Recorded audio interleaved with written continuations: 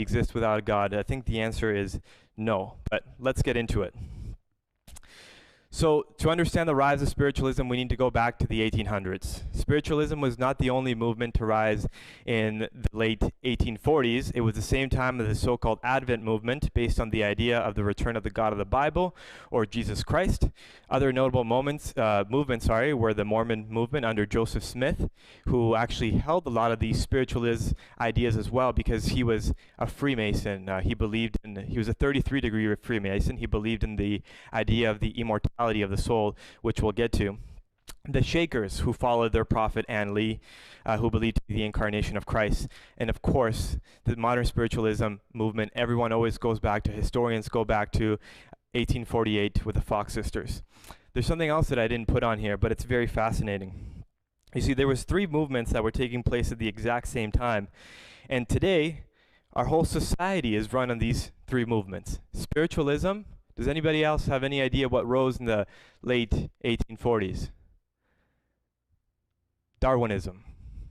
Evolution, right? So Darwinian evolution, he was crafting the first pages of his book during this time, and it was coming to publication. So we have spiritualism, we have evolution, the atheist movement, and we have the spiritual movement, and at the same time we have this other movement that is coming together. It's all these religious denominations, Christian denominations, come together to figure out what the Bible is actually saying. And these 3 movements are the most prominent movements today in this world. Whether you agree or not, every single person is in one way or another holding on to one of these 3 movements. And it's fascinating that they were all rising at the exact same time. So what is spiritualism? Spiritualism in general terms is based on the belief that the spirits of the dead survive mortal life, and that the sentient beings from the spiritual worlds can communicate with the living by the agency of medium. That is the definition of spiritualism. And it's interesting because this was taking place in a Protestant nation, a nation that did not believe that you can talk to the dead. This belief was not something that they would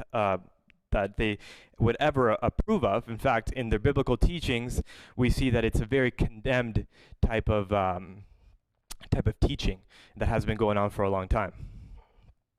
So how do you know if someone is a true spiritualist or involved in spiritualism? Well, we can go straight to the source.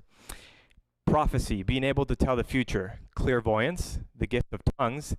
The laying on of hands, visions, transits, revelations, raps, levitations, automatic and independent writing, which we'll see a lot of today, painting and photography, materialization, psychometry, direct and independent voice, any other manifestation which proves the continuity of life after death. Very interesting.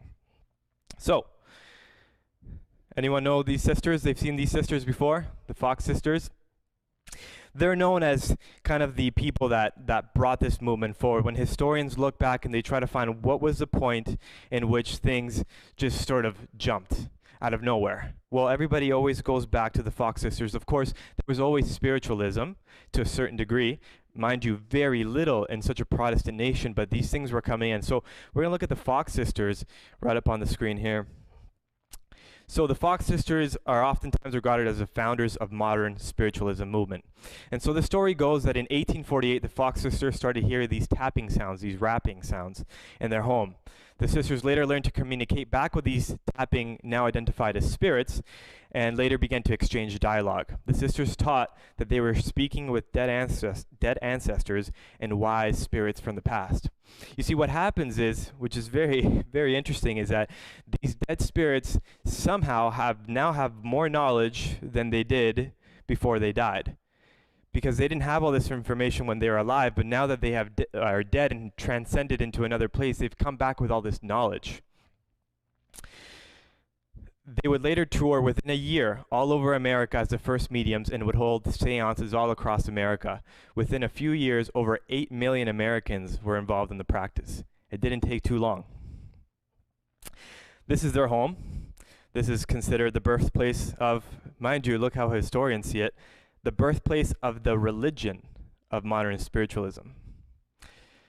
March 31st, 1848. In 1888, the sisters attempted to recant their story, telling everyone it was falsified and that these tappings were made up, but by then, it was too late. History tells us a sad tale of these sisters. Alcoholism and poverty overtook them, and within 5 years of their admittance, they were all dead. The sisters went on to say that though they were attempting to fool everyone and they were playing with something seemingly real, they opened the door for many to start contacting these spirits.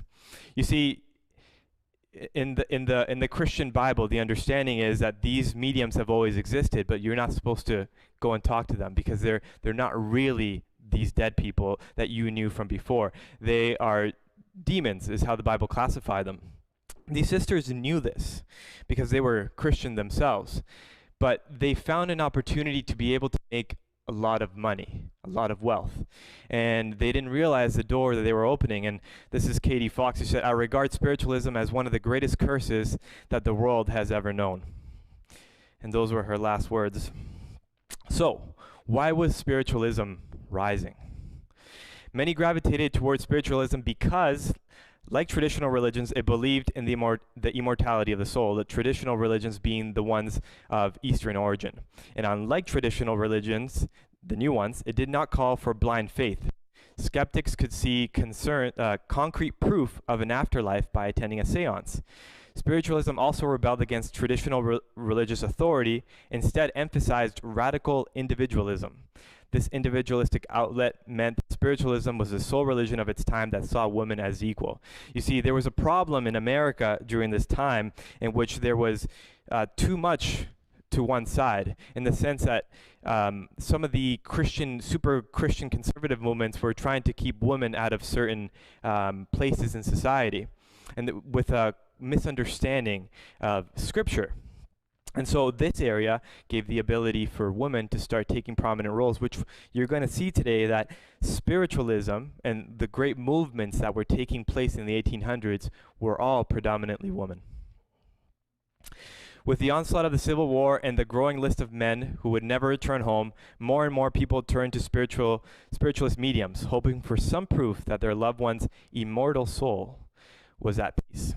The number of spiritualists in the United States blossomed. By the end of the war. A reported 11 million people subscribed to spiritualism, and 35,000 were practicing mediums. Do you guys know what was the population of America when the Civil War ended? 33 million. So imagine 11 million people were subscribed to spiritualism. What a change. What a quick change in time. Does anybody know who this lady is? This is Madame Helena Blavatsky. She is one of the most important figures of the spiritualism movement. And she came just at the right time. This is her. She's Russian. She came over in a ship. It was pretty much the only mode of transportation at the time.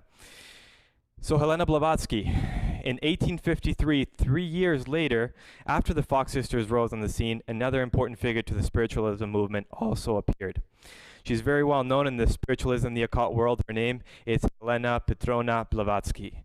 The Russian Blavatsky made her way to the great exhibition that you see there on the screen in Hyde Park in London. So they used to hold these massive seances and spiritual conventions. There she met a man that she had seen in her dreams since childhood. Now you're going to notice a very common pattern here.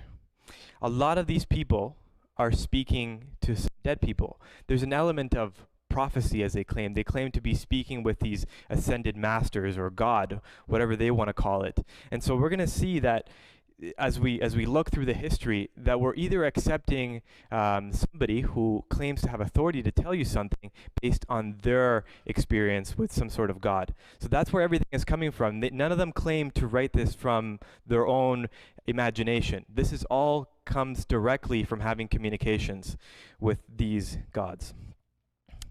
This is the man that she was apparently talking to. That man was Mahatma Moraya, a Tibetan guru. After spending years of training with the Tibetans, so she went all the way, and she traveled a long ways to go and study with them.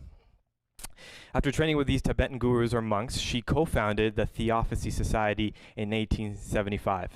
Throughout her life, Blavatsky experienced many recorded miracles and visions. She claimed to have been healed from many life-threatening issues. So, why listen to Blavatsky? Because a lot of the world does, and unknowingly they don't know that they listen to her. Blavatsky drew authority from the communications concerning esoteric matters she claimed to receive from mysterious Mahatmas or masters. Allegedly, with her help, she composed the foundational text of Theosophy. Isis Unveiled in 1877 and The Secret Doctrine in 1888. These are her two books. Both became the worldwide bestsellers, and is well known. The society came to occupy positions as the most important international movement of its time in the realm of alternative spirituality. By 1889, the Theosophical Society had 220 sections all over the world, and many of the era's most important intellectuals and artists were strongly influenced by it. These are her books. I want you to remember that cover from The Secret Doctrine, because you're going to see a book that's very similar. And here you have, I don't know, you can't really see too well on the screen, but you have this symbol in the middle, and it's the snake eating itself. The symbol of the snake eating itself represents reincarnation, rebirth, and the endless cycle of life. Oh, here it is. So you can see that their motto is, there's no religion higher than truth. And we're going to get to that. So what is Theosophy? Theosophy is a collection of mystical and occult philosophies largely based on ancient Eastern religion and spirituality. Founded by Helena Blavatsky and Henry Steele Olcott, which was her husband, Theosophy is based around the premise that no religion is higher than truth. Though it takes into account aspects of religion considered to be virtuous, it ascribes it to none in particular. This sentiment will later be echoed by Gandhi in a famous quote when he said, "There is no God higher than truth." Who knows Mahatma Gandhi? Everyone's pretty familiar with Mahatma Gandhi? Well, we're going to get to him in a second. But who does Helena Blavatsky worship? Who does she believe to be the true God? Well, she says Lucifer represents life, thought, process, civilization, liberty, and independence. Lucifer is the Logos, the serpent, the savior. It is Satan who is a god of our planet and our only God. Interesting. You see, many people, and we'll get to it, many people hold on to a lot of her teachings. It's ingrained in our society, but really many don't know what she really believed. So, this is very fascinating. World War II. We all are familiar with World War II. You know, we know that Hitler, the atrocities that he committed through the killing of the Jews and trying to establish this German Empire. But how many people really know that we would not have a World War II if it wasn't for Blavatsky? Among the books that was, sorry, I don't know if you guys can see that on the screen. Let me just move this. Always wants to give me an update. Okay. Among the books that was on the Hitler often kept by his bedside, The Occult Standard, The Secret Doctrine, by Madame Helena Petrovna Blavatsky. Hitler kept the copy by his bedside ever since being introduced to its teachings by Dietrich Eckart and Karl Haushofer. I'm really bad at pronouncing these names, but don't judge me for that. So this was very important to Hitler. But why? Why was this very important to Hitler? So Hitler joined one of these secret societies in Germany. And again, not many people know this stuff. Prior to Hitler joining the society had been told in a seance that the Lord Maitreya would soon make his appearance as a German messiah to lead the Aryan race to a final victory over the Jews. Interesting. So the guy that you were seeing before, Dietrich Eckart, he was the guy that started the Nazi party. He was the first guy. He was involved in the Theosophical Society. He had seances. He was doing all these types of things. And in one of their meetings, they're told that a German messiah would lead the Aryan race to final victory. Why? Hitler, on his part, claimed to hear voices telling him that he was selected by God to be Germany's messiah. He claims to have established communication with Lucifer, from whom he openly coveted possession. How many people know this? This is history. You can open up any book and you'll find this stuff. But very little of us know how influential spiritualism was to the cause of the whole World War II. Without spiritualism, World War II would not exist, and I'll show you why. This is Blavatsky from Secret Doctrine. Mankind is obviously divided into God-informed man and lower human creatures. The intellectual difference between the Aryan and other civilized nations, such as savages, as the South Sea Islanders, is inexplicable on any other grounds. No amount of culture, no generations of training amid civilization could rise such a human specimen as the Bushmen, the Vedas of the Cyclone, and some African tribes to some intellectual levels as the Aryans. The Semites and the Turanians, so-called. The sacred spark, and we're going to get to that, is missing in them, and it is they who are the only inferior race on the globe, now happily owing to the wise adjustment of nature, whichever works in that direction, fast dying out. Verily mankind is of one blood, but not of the same essence. We are at a hothouse, artificially quickened plants in nature, having in us a spark, which in them is latent. So let me translate that for you, because it's very esoteric. See, the teaching was that there's this Aryan race here on Earth. No one really knows who the Aryan race is other than these people in the occult. But Hitler knew. See, Hitler's understanding came to be that the German people were the true Aryan race, and within them was that blood. But what was happening is that it was being corrupted by all these other nations, such as the Jews. And so Hitler's whole motive to eradicate not only the Jews, but any other race and establish the German Empire was to restore the Aryan blood so that there could be a spiritual reawakening in the world and thus be ready for the reappearance of who they call the Christ. This is what our whole war was fought under the premise. Many people don't know this, but that is what Hitler was trying to establish. This is why he did what he did. So, what was Madame Blavatsky's influence? She taught the idea of ascended masters as a true source of knowledge and understanding. One of those would be Jesus. She taught that he and others compiled an array of these masters that one could communicate with. Is this ideology prevalent today? Is there an idea that all gods are equal and that they all share the same pedestal? Interesting. Gaia worship, also known as earth worship or pantheism, was a huge teaching of the Blavatsky and the occult. God is in everything. She taught the idea of astral planes and often spoke of astral projections. She taught the idea that man could become God and that we're all inherently gods that need to communicate with other gods to receive our powers. She also taught the idea of male and female fluidity. She helped cultivate the ideas, for example, of the divine feminine. Anyone ever heard of the divine feminine before?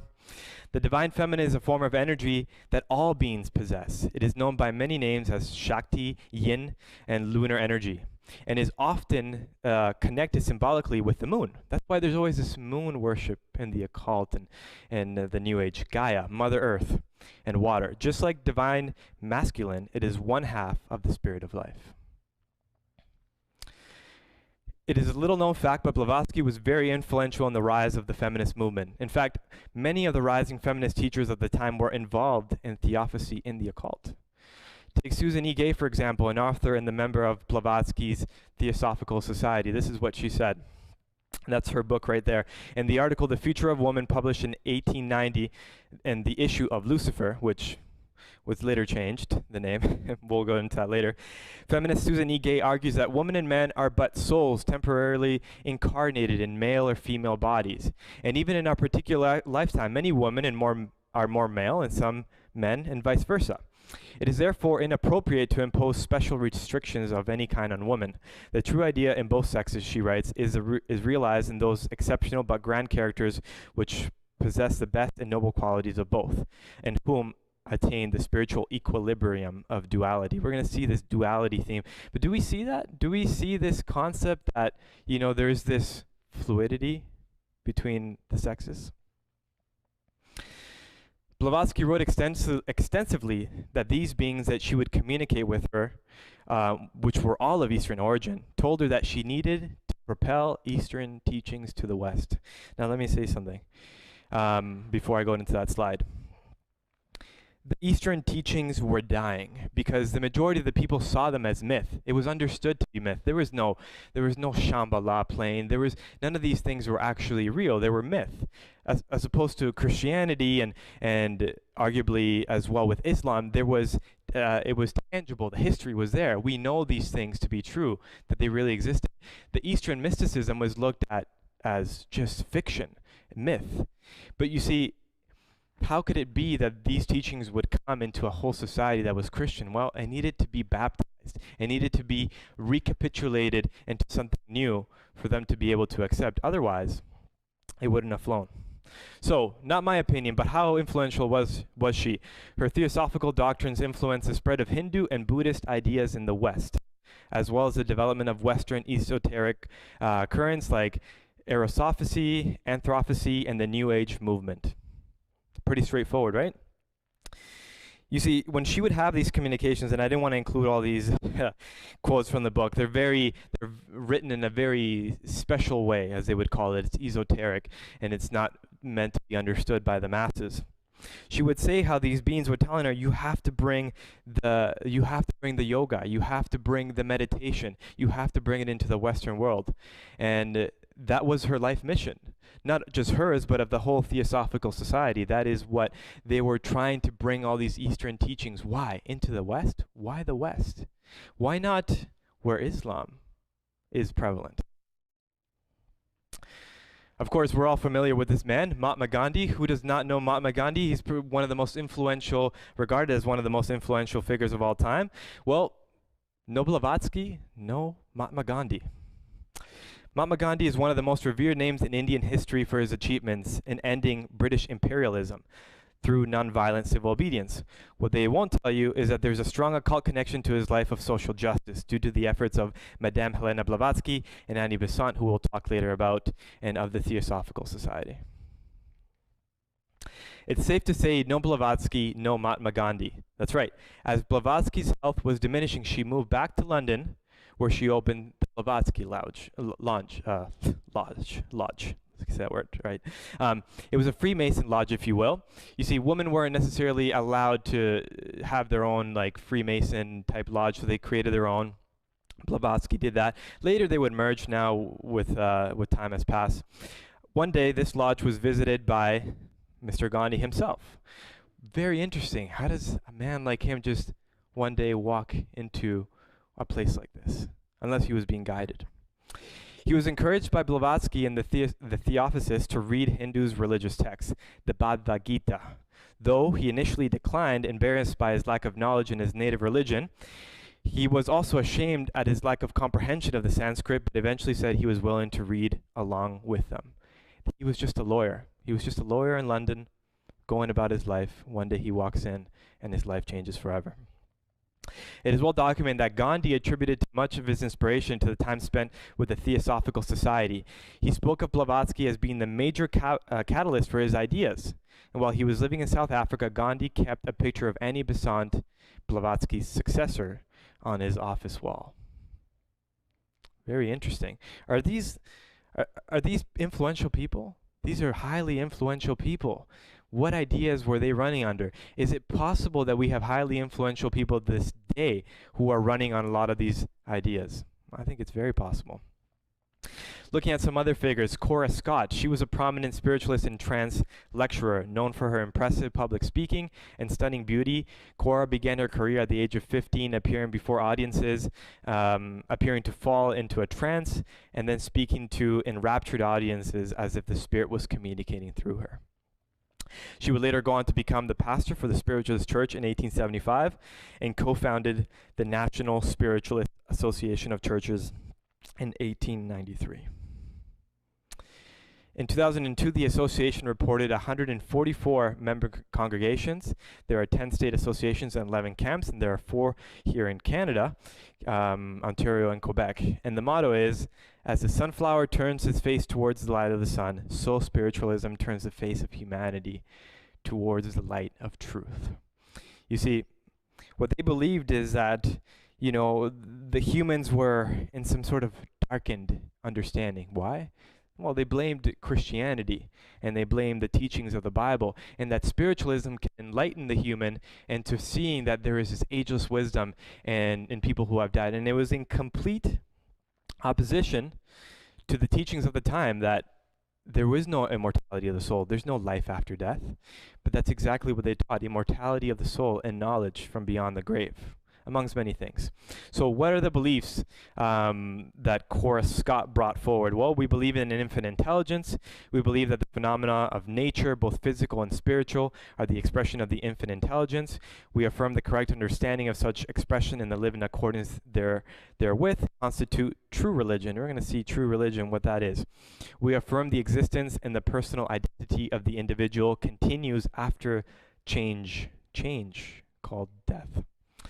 We affirm that communication with the so-called dead is a fact, scientifically proven by the phenomena of spiritualism.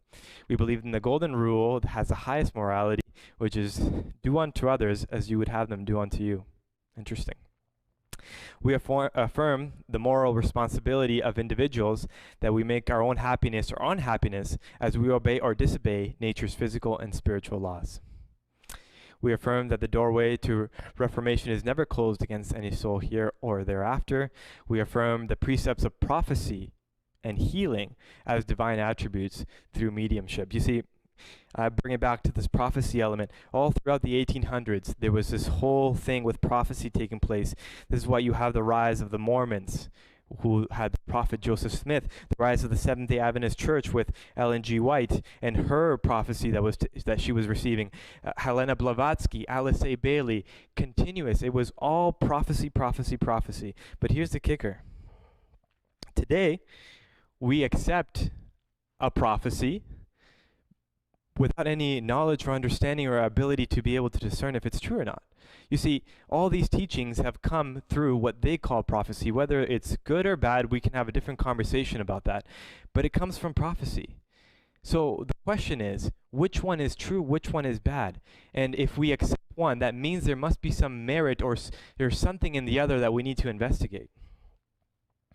So other prominent leaders, we have Annie Besant, who was very interesting lady. She actually helped revolutionize the movements in India with her independence from Britain. Mary Eddy Baker, who started the Christian Science movement, and this idea of, which was not Christian by any means, all her teachings came through seances as well. And she wrote extensively on the healing of the mind cure, that we can heal ourselves through our minds. And there's a lot of little subtle truths in all these things, but they go into a whole different direction. Helena Schuckman, who is a renowned psychologist, she wrote a book called A Course in Miracles, in which she says Jesus Christ himself spoke to her, and she could feel him in her belly as he told her all these things to write. A Course in Miracle, which again, she helped move a lot of psychology in a particular direction. Does anyone know who this lady is? This is Alice A. Bailey. This is perhaps her and Blavatsky are the most prominent figures that have to do with all the spiritual teachings that we have today. Alice A. Bailey, born in 1880, she was the writer of more than 24 books. They're called the Blue Books of Theosophical Subjects, and one of the first writers to use the term New Age. Blavatsky's works, written between 1919 and 1949, describe a wide range of non-theosophical systems of esoteric thought, covering topics how spirituality relates to our solar system. Do we see that today? Meditation, healing, spiritual psychology, the destiny of the nations, prescriptions for society in general. And again, she described the majority of her work as having been telepathically dictated to her by the Master of Wisdom, initially referred to as the Tibetan, initials DK, also known as the Dwaj Kalu. This is the same man that Madame Blavatsky was talking to. Very interesting that they're all of Eastern origin. This is sort of a depiction of, you know, who he is, and there's been a lot of artists who have been who say they have been possessed by him and were able to draw this. The work of the Ascended Master Dwaj Kalu is to teach, help humans understand, and spread the knowledge of the ageless wisdom to humankind. The ageless wisdom, what is that? She founded the Lucius Trust, Foundation, formerly known as Lucifer Trust, with her second husband, 33-degree Freemason Foster Bailey. The right hand of the Lucius Trust is World Goodwill, which is an official NGO of the United Nations. We'll talk about that later. So, Alice Bailey's New Age is a dawning of global consciousness. This is her book right here, The Discipleship in the New Age. I would never recommend reading these books, but if you're going to read it, I would strap in, because there's a lot of very deep, steeped teachings in there. The hallmark of such global consciousness is world service, relinquishing selfish desires of the personality, and acting in goodwill to foster right relations for the good of the whole. Through her text and organization, she not only helped conceptualize the New Age, she energized the concept with her evangelical drive, infusing the very notion with the atmosphere of born-again religious fervor. Her mission was to convert, to foster the birth of the soul, and to guide her readers towards spiritual enlightenment. Alice Bailey has influenced Western understanding of chakras, color therapy, light work meditation, astrology, transpersonal psychology, as well as providing core inspiration for the well-known alternative community of the Findhorns. I don't know if there's any here, but they're basically these communities all over the world where all these people live together, and their whole point is just to reach spiritual enlightenment, and they work together as a community. She described the majority of her work as being telepathically dictated to her by the Master of Wisdom, initially referred to as the Tibetan, or the initials DK letter known as the Dwaj Kalu. So, her influence in psychology and psychotherapy. Well, Bailey often spent time with Roberto Assagioli, who is known as the founder of psychosynthesis. This is very interesting stuff. You see, the world of psychology today is moving back into this model of trying to include more spiritual elements into its psychology teachings. They're starting to realize that there seems to be this element of spiritualism that is good for the soul. But the question always becomes, which one do they implement, and which one comes to our schools, which one comes to our children? Well, we'll see. The ideas highlighted are straight from her book, Esoteric Psychology. Was just a very interesting read here. You have here the 7 types, the psychosynthesis typology, and we're going to mic change? Okay. Yeah, no worries. Give me a second here, guys.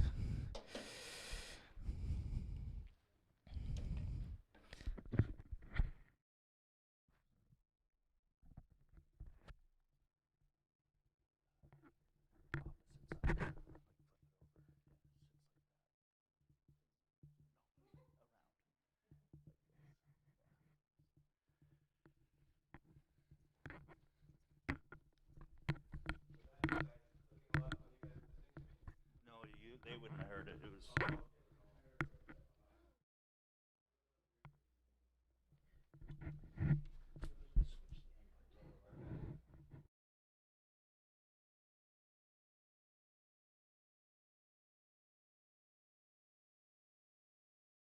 You guys, this is just skimming the surface on this stuff. There is no way that you can put a presentation like this and not spend weeks and weeks. There's just so much. This is so deep into our fabric of our society today. I'm going to put this over here.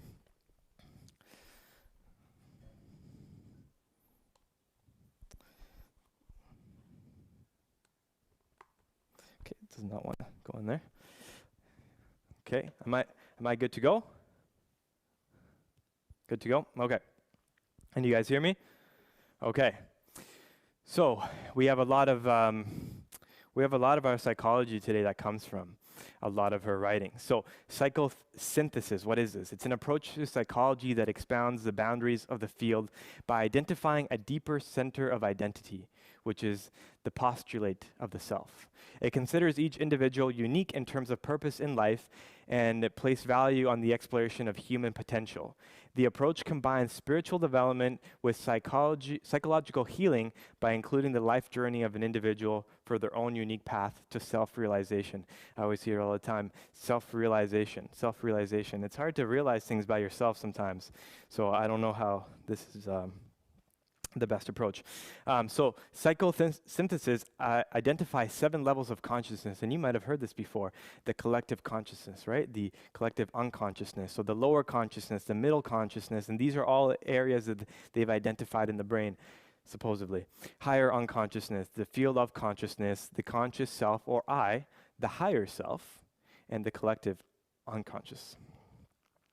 So how do we practice this type of psychology? So we have the dialogue, the Gestalt techniques, dream work, guided imagery, affirmations, meditations are all powerful tools for the integration. But the attitude in the presence of the guide, as they refer to it, or as other people may refer to as the counselor or whoever, the person that is there, they have to guide you through this process. It's far greater importance than the particular methods used. Now, I just want to clarify before it seems like maybe I'm saying something that I'm not. I'm not against the teachings of some of the teachings of psychology. I do agree with some of them. I think some of them are not good, and I think some of them have dark roots. And I also believe that there's a particular psychology that is being given to us, and we have to choose only that one. And I want to say one more thing, actually, while I remember. I was going to say this earlier, and again, I say this with no means of trying to establish whether something is good or right. But how many people are familiar with chiropractic work? Pretty much everybody in here. How many people have been to a chiropractor before? I'm going to raise my hand here. So again, when we talk about this history, our lack of understanding of knowledge, how many people know that the only reason we have chiropractic work is because the doctor who wrote the manuscript had a seance with a dead doctor who gave him all the teachings? This is history. You can Google this once you get home. This is well-established history. So there's something to be said about that. Whether that man made that up, which everyone knows he didn't because everyone was doing seances at the time. A lot of people spent time with him.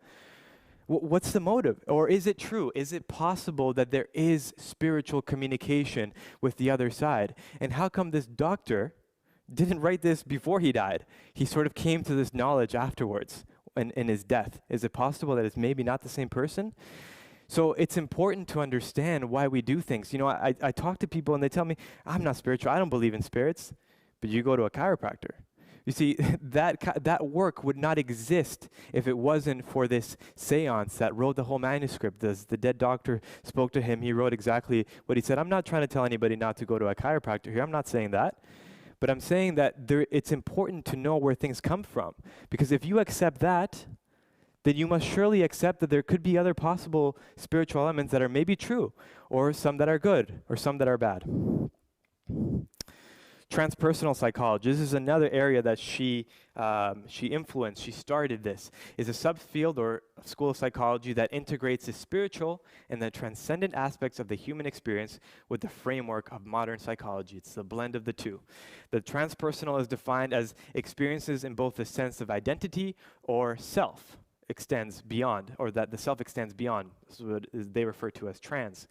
The individual or personal to encompass wider aspects of the humankind, life, psyche, or cosmos. It has been defined as development beyond conventional, personal, or individual levels. So, just to kind of give you a little depiction of what I'm talking about when I talk about this transpersonal psychology, which is what we're seeing today, and we're actually seeing in the school systems, their introduction or trying to introduce a lot of these teachings. I'll give you an example. You see, not long ago, the Supreme Court in America had to strike down when psychologists were trying to introduce transcendental meditation into the schools. The Supreme Court argued that the teachings were religious in nature, and so they could not be in the schools. Now, on the same token, that's the reason why the praying and stuff like that is removed from the schools, because the America and the Constitution says that Congress shall make no law, right, that prefers a specific type of entity, one being religious. So they removed both. But what is happening lately is that there is this push, and it's happening here in this country, and it's happening in America, to introduce a different type because they've somehow removed the spiritual element or the religious element. It's called mindfulness meditation. Has anyone heard of mindfulness meditation? You see, I find it very interesting. You know, they say that it's evidence-based, it's very very researched and it works. And mind you, I wouldn't disagree with that. I mean, I've looked at a lot of studies on it. I've looked at long term. They say if you do too much of it, it's really bad for you. You have to do a certain amount, which is exactly what they teach. But I find it really interesting that if you look at the research, and I've looked at a ton of research for Christian meditation, it has very, very positive effects, extremely positive effects. You just look at the anxiety levels, depression levels. But it's really interesting that something that's so evidence-based like that could not be introduced into the schools, but one that is based on Eastern teachings is brought into the schools. Why is that? Why is there a desire to remove that? Why don't these same people go to, let's say, a Muslim nation and try to tell them, hey, we have this new evidence-based teaching, and try to put it in their schools? Why is it only happening in our countries?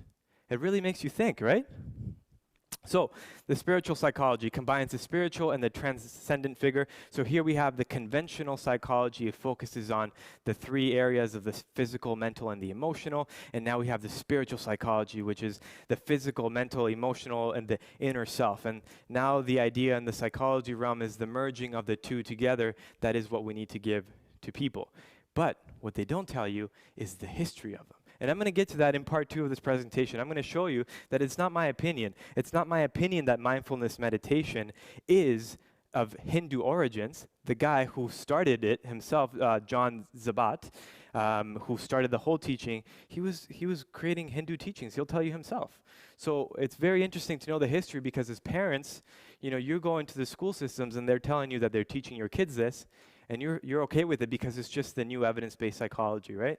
And no understanding about its historical and spiritual implications.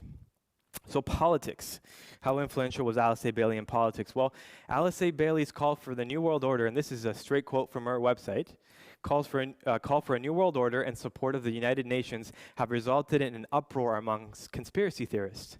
Conspiracies are not wrong when they point to the infiltration of the UN by Alice Bailey's co-workers. So they're not wrong. They're seeing something happening here. They're not wrong, but they're jumping to a lot of conclusions, perhaps. Membership of the UN Spiritual Caucus is filled with her people. Her organization's World Goodwill is a UN NGO. Does everybody know what an NGO does, especially from the UN? They have such influential power to change a lot of the philosophy that we have in the world. In 1952, Eleanor Roosevelt read Alice Bailey's prayer, the Great Invocation, which we're going to look at today, and it's very interesting, but it's very popular on a radio broadcast from the UN building. In 1882, Benjamin Creme, who was a very interesting fellow himself, he was believed to be speaking to the Maitreya, who they call the Maitreya, the Christ, who's not the same Christ as Jesus Christ. He was one of the followers of Bailey, and it was also read in the dedication when these is everybody familiar with the new Ground Zero by the towers? They built these new buildings. I'm not necessarily too familiar with what the buildings that were built, but they read this exact same prayer there. It's considered to be this beautiful prayer, but many people do not know what she's saying in that prayer. What about her influence in music? Who knows Van Morrison? Everyone knows Van Morrison. Come on, we've all heard something from Van Morrison. As with many of Morrison's recordings, spirituality is a major theme, and songs are based on the teachings of Alice A. Bailey. Interesting. So if you're listening to Van Morrison, what is he really telling you? So you're listening to something, it enters into the mind, and then you start to believe these things. You start to say them, even if you don't consciously realize what you're saying. You're really practicing these old teachings. In fact, there is so many people that were writing, and I put some lyrics. I think I have them here next. Here, for example, right? Van Morrison saying this. People listen to these songs and they hear it and they're like, what does it really mean? Aryan mist among the bridges. You hang by the river. You have been here forever. Aryan mist. Aryan mist. There's been so many people going down by the river to get clean. The fog of illusion, the fog of confusion is hanging all over the world. Do people really know what that means when they're saying it? Well, I know what it means, and it's not something that you want to be saying. So, the Great Invocation, this is the prayer, and I've had to do something for you guys. I've had to put things in little parentheses, because when people read this, especially Christians, and a lot of them have, like Eleanor Roosevelt, they have no idea what she's actually saying. And I know what she's actually saying, because in her book, she says what she's actually saying. So, this is the prayer. From the point of light, light they refer to as Lucifer, within the mind of God, our own minds, let light stream forth into the minds of men. Let light, Lucifer, descend on the earth, Gaia. From the point of love within the heart of God, let love stream forth into the hearts of men. This sounds beautiful so far, right? It sounds like something we can all get on board with, except if I remove the brackets, you probably would be on board. May Christ, Maitreya, not the Christ that we know, Maitreya, return to earth. From the center where the will of God, Shambhala, you guys are from this area, you guys have heard Shambhala, the festival, right? I mean, do you know how many people really know what Shambhala means when they're at these festivals? Let the purpose and guide the wills of man, the purpose of which the masters, which is the ageless wisdom, know and serve, from the center which we call the race of men. Let the plan of love and light work out, and may it see the door where evil, good, dwells. Let light and love work. Let love and power restore the plan on earth. The plan on earth is that men may become God. So, and this is her quote here. When you say, may Christ return to earth, remember, this refers to the hierarchy as a whole.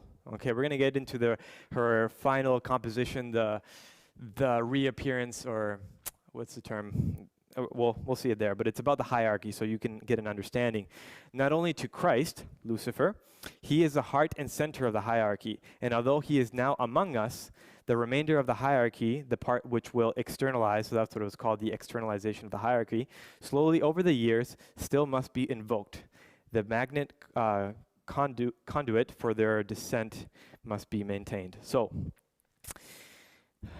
it's very interesting, and you'll see this, and I don't think I have it in this presentation, but I will put it. She has a book called The Reappearance of the Christ, right? They believe, see, a lot of people that are involved in the spiritualism movement, the New Age movement, they don't realize, but they're actually waiting, they're preparing themselves to meet a Christ, a Maitreya. They don't know that, but that is what they're doing. She believes, she wrote this a long time ago, she believes this will take place by 2025 in her books, but that's a whole different thing. So the ageless wisdom, this is the belief. In every age or in times of exceptional crisis, great spiritual leaders have come into the world to enable mankind to take its next evolutionary step. We know them among others as Hercules, Rama, Krishna, Buddha, Muhammad, and Christ. Each is given a body of teachings, a central and common theme of which is right human relations.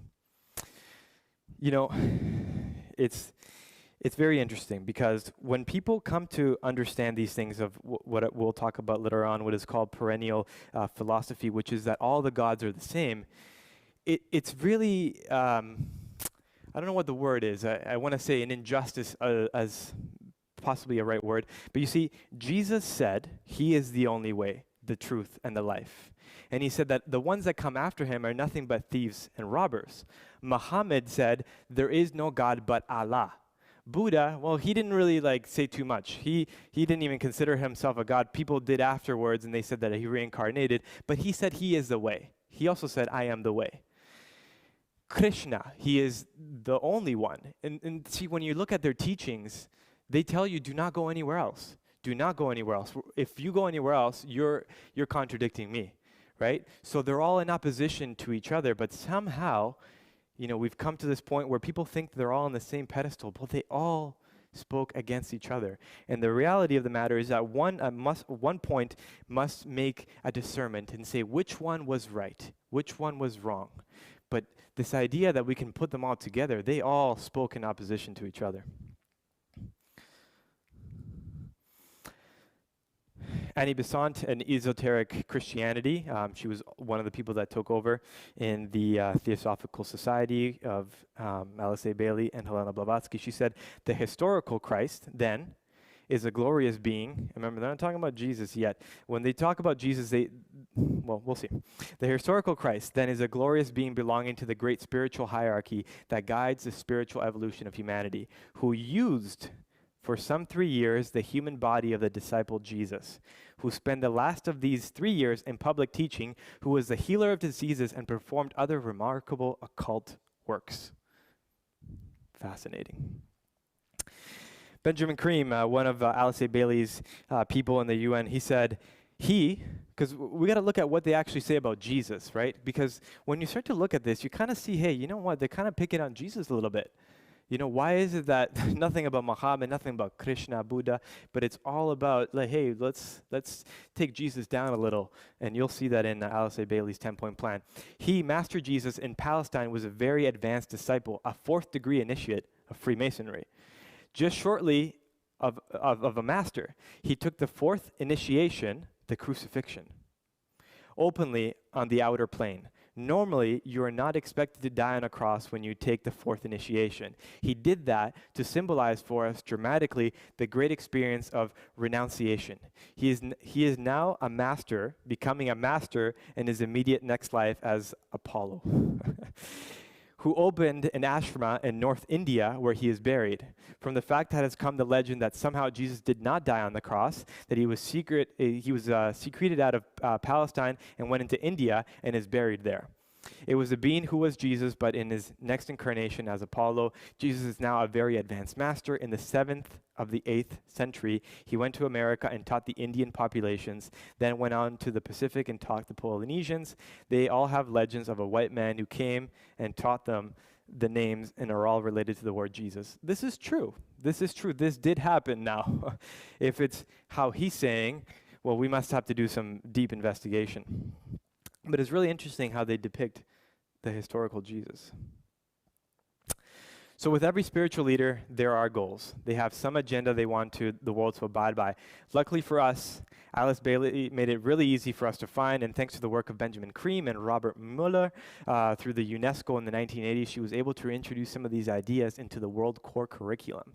This is what schools all around the world are told to uphold in some sort of way. And now they're repackaged. You see, when we read them now, you're going to think that, well, that can't be that. That's too blatant. These things are repackaged. This is Alice A. Bailey. She said, within the United Nations is the German seed of a great international and meditating reflective group, a group of thinking and informed men and women in whose hands lie the destiny of humanity. She knew that the United Nations would be the influential power. And so we have this man who was in there, Robert Mueller, who was the international civil servant of the United Nations. He served for over 40 years with his ideas of world government, world peace, which, by the way, is the whole basis of the Baha'i religion. The Baha'i religion basically believes, and if you go into their teachings, they say number 10, a new world religion, a new world order. They believe that we must bring all the religions together under the UN for Christ to return. Peace and spirituality led into the increased representation of religions in the UN. He started this. How we have all the religions there. They made a room in the UN which has a big rock in the middle, and it's the prayer room. And you don't want to know who they're praying to in there, as they think they are praying to somebody that they're not.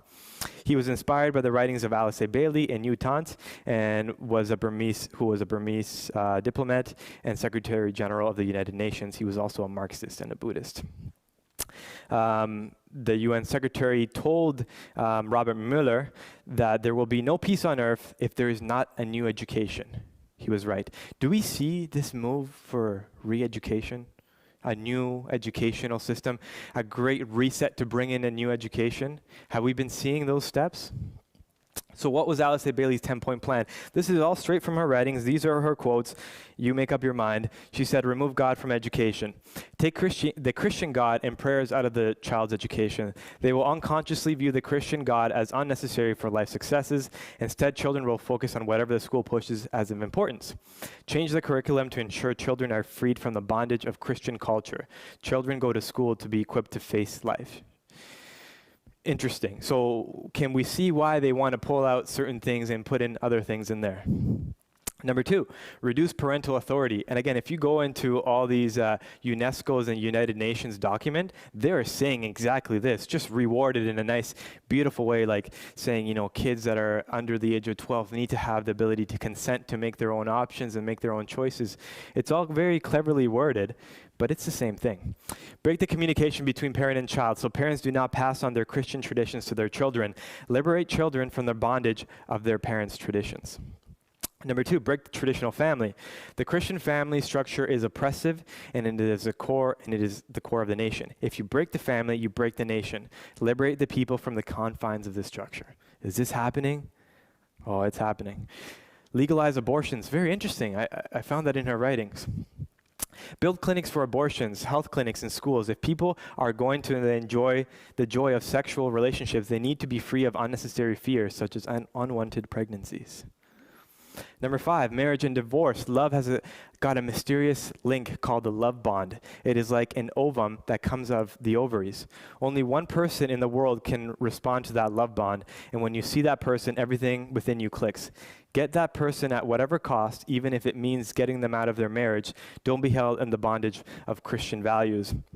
In the New Age movement, it's very common for when someone discovers a New Age movement, especially if it's either the wife or the husband, that they realize that they probably shouldn't be married, that they should probably split apart. And, they go through this process of realizing that, hey, you know what, there's actually probably like this very spiritual individual for me in the world, and this person that I'm with right now is not the one. So divorce is highly encouraged. Number 6, promote sexuality.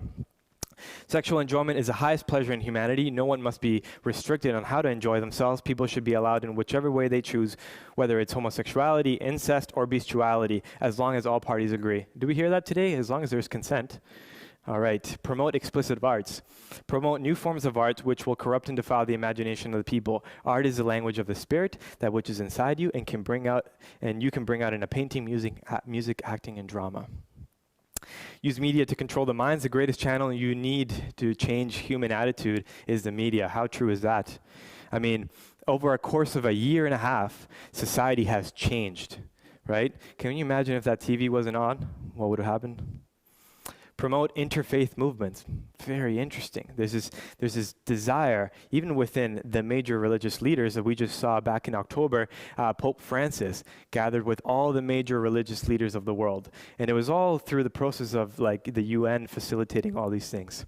Promote other faith to be at par with Christianity. Why? Why isn't Islam talked about? Why isn't these other things talked about? And break this thing about Christianity being the only way to heaven. By that, Christianity will be pulled down and other faiths promoted. Number 2, church endorses government laws. The church must change its doctrines and accommodate the people by accepting these things and put them into structures and systems. Is that happening? Yeah, absolutely it is. Lastly here, last quote here, world religion. Thus the express aims and effort of the United Nations will eventually be brought to fruition in a new church of God. Gathered out of all the religions and spiritual groups will unitedly bring an end to the great heresy of separation. Who has said these words as well? A great heresy of separation. Who's the mother of all churches trying to bring her chicks back into who is that? The Roman Catholic Church.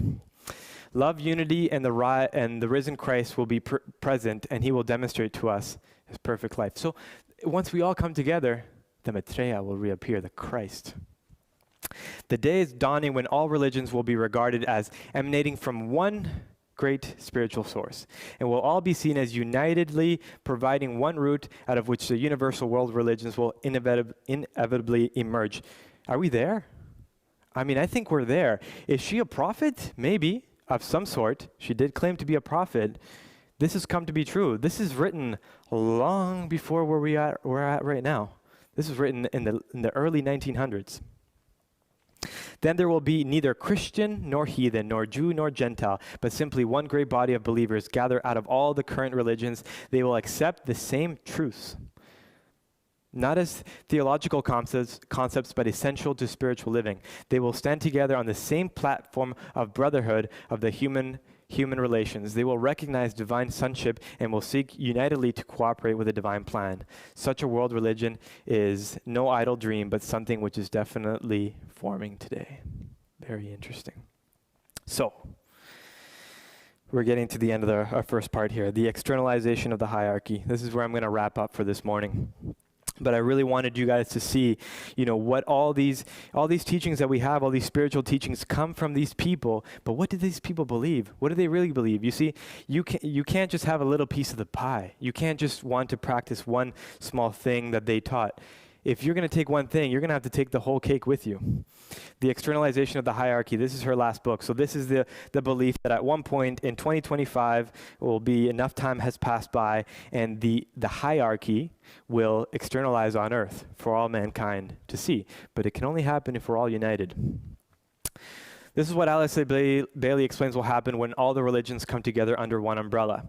If these mysteries which Christ will restore upon it is these mysteries that Christ will restore upon his reappearance. Alice Bailey reveals, thus reviving the churches in a new form and restoring the hidden mystery. So this Christ, the Maitreya, will reappear and he will restore some sort of truth that's been lost.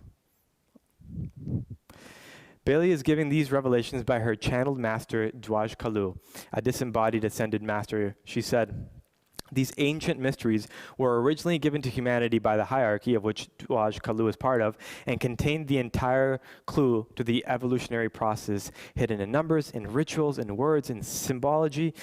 These veil the secret of man's origin and destinies, picturing to him in rite and ritual long and long path which must tread back into the light. He has been for 2,000 years the supreme head of the church invisible. Who's he?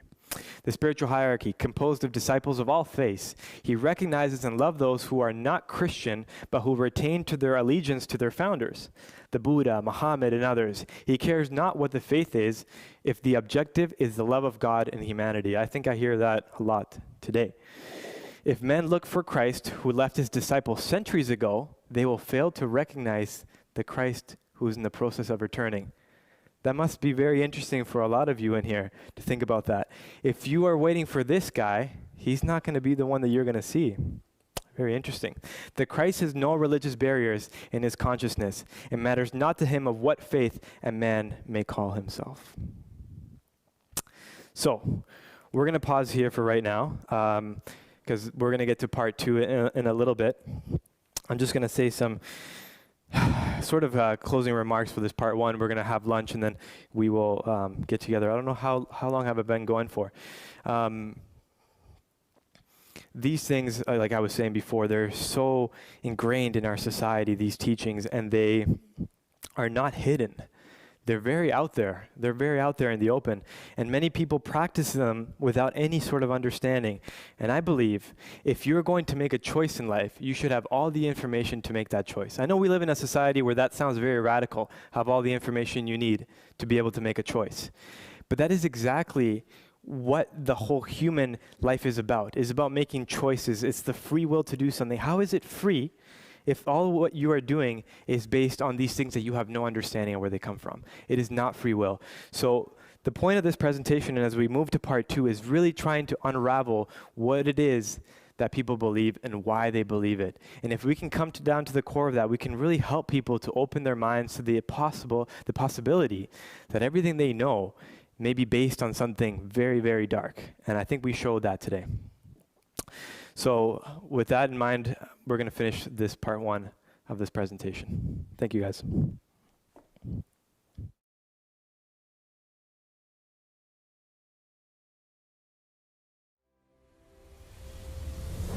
Are you looking for answers in these unprecedented times? Are you wondering what the future holds? Maybe you just need a church family to be a part of, or maybe you need prayer for something that's going on in your own personal life. Come join us every Saturday at 10:30 a.m. in our journey as we search the scriptures and learn and understand what God says in his word for us and our lives now and in the future. If you're unable to make it in person, watch one of our sermons on YouTube or Facebook. God bless as we await the soon coming of our Lord and Savior, Jesus Christ. Well, folks, I want to say thank you for watching our programming. But I would also like to invite you to further our ministry by liking and subscribing, both to YouTube and Facebook. That would be wonderful. God bless you.